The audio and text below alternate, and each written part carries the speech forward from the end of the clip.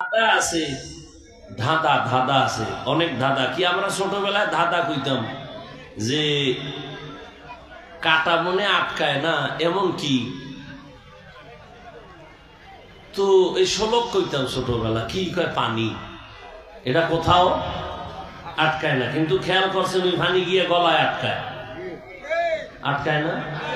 আমি আল্লাহর জাতের কসম করে বলে যাই, সুন্নত তরিকায় পানি পান করো, কোনদিন পানি গলায় আটকাবে না ইনশাআল্লাহ। সুন্নত তরিকায় কেমনে? বাম হাতে লই এক টান, হ্যাঁ,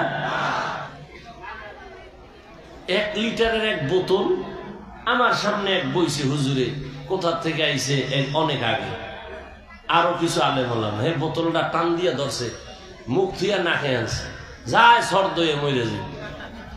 আমি কি হজরত, সুন্নত না মানলে এমনই হয়। সুন্নত অনুযায়ী পানি পান করেন, 1 গ্লাস করেন, 3 গ্লাস পানি পান করেন, 3 শ্বাসে করেন, ডান হাতে করেন। কোনোদিন ওই পানি কখনো গিয়ে বুকে আটকাবে না, গলায় আটকাবে না। যারা জনমের মতো টান মারে, এক টানে মরে যায়, এরকম বহু প্রমাণ আছে। এজন্য চিকিৎসা বিজ্ঞানীরা বলেছে যে মহামনীষী দোজাহানের সর্দার যতটা থিওরি দিয়েছে মানুষকে, সবগুলো মানুষের শরীরের ঔষধ। শরীরের কি? এই যে দাঁড়ায় প্রস্রাব করে গরুর মতো, আছে না? গরুর মতোই, শুধু পাও 2টা কম, পাও 2টা কি কম। বিজ্ঞান কি বলে? হুজুর গোটা তো মানবে না, এই জাতির কপাল ভরছে। আমরা আজীবন কইছি দোনো হাত ধুইয়া খাইতে বা, এখন ধুইতো না। আল্লাহকে কানে ধইরা ধোয়াইতেছে, এখন কেমন লাগে? করোনা এসে এখন খালি পকেটে মেডিসিন বাইর করে আর দই, আমারও কয় ধুইবেন নি। তো আমরা যে এতদিন ধুইছি, দোয়ার ওয়াজ করছি, শুনে নাই। এখন যতবার ধুইবে কোনো সওয়াব নাই। আর আমরা ধুই, সওয়াব হবে, কারণ আমরা সুন্নত হিসেবে ধুই। আর ওরা কেমনে ধোয়? সুন্নত হিসাবে না, মরার ডরে।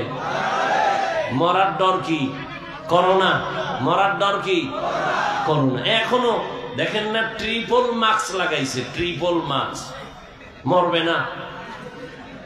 বাবার করোনা, ছেলেরা কাছে যায় না, মরার ভয়, মাস্ক লাগাইয়া লাশ বাইরে ফেলাই দিছে। আর সেই সময় আমার দেশের টুপিওয়ালা উলামায়ে কেরাম করোনার শত শত লাশ নিজের কাঁধে নিয়ে গোসল করাইয়া, কাফন পরাইয়া, জানাজা পরাইয়া কবরে রাখছেন। একজন হুজুরেও করোনায় মরে নাই। এরপর হুজুরেরা খারাপ, কইতে থাক আর জুতার বাড়ি খাইতে থাক। জুতার বাড়ি তো হুজুরেরা খায় না, খায় মূলে তো তোরাই খাও। অমুক জায়গায় ভিডা, অমুক জায়গায় ভিডা। কে ভিডায়? কে ভিডা? যেই নেতার পিছে ঘুরছে নেতা ভিডা। কি?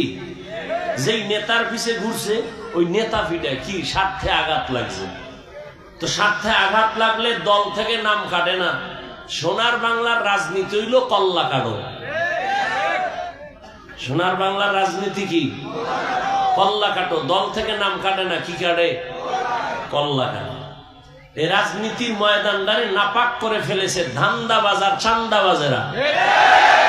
আলেমদের হাতে নিতে হবে। রসুল রাষ্ট্র চালায় নাই, আবু বকর রাষ্ট্র চালায় নাই, ওমরে ফারুক চালায় নাই, রাষ্ট্র চালাইছেন। তাদের রাষ্ট্র পরিচালনা কেমন নবী দেখায় গেছেন।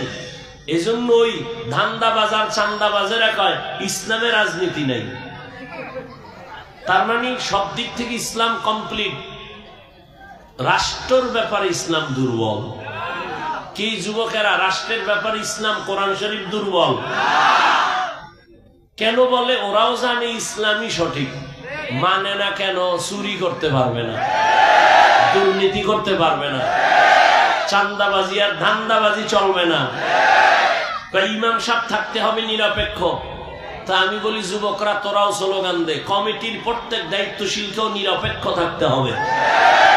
আর কমিটির লোকেরা যদি পয়সা রাজনীতি করে, ইমাম সাহেব মাইক লাগায়া ইসলামের রাজনীতি করবে।